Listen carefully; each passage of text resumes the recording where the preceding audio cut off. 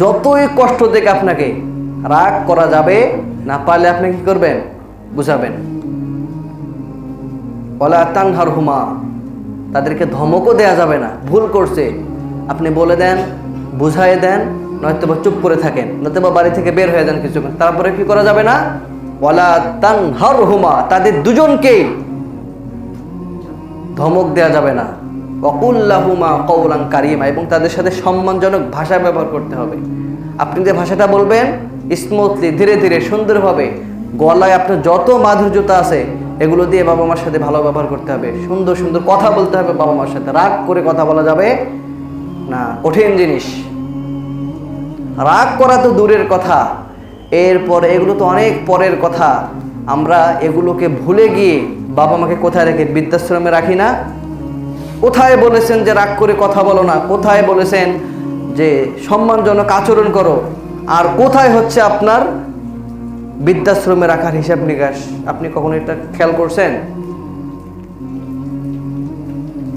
বৃদ্ধাশ্রমে আমরা রাখি না। ঢাকার বিভিন্ন জায়গায় দেখবেন বৃদ্ধাশ্রম। আপনি গ্রামেও যদি বৃদ্ধাশ্রম খোলেন, দু একজনকে পাবেন যে তারা বাবা মাকে রাখার জন্য ইচ্ছুক, পারে না টাকার কারণে।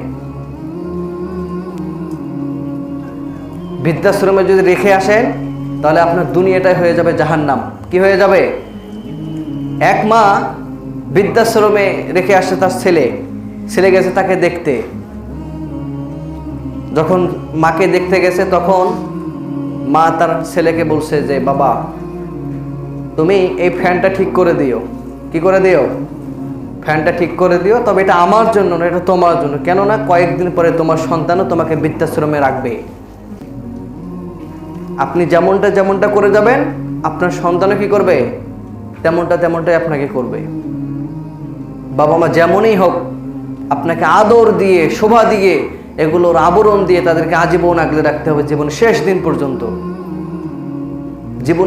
দিন পর্যন্ত বাবা মাকে আদর দিয়ে, সোহাগ দিয়ে মাতিয়ে রাখতে হবে।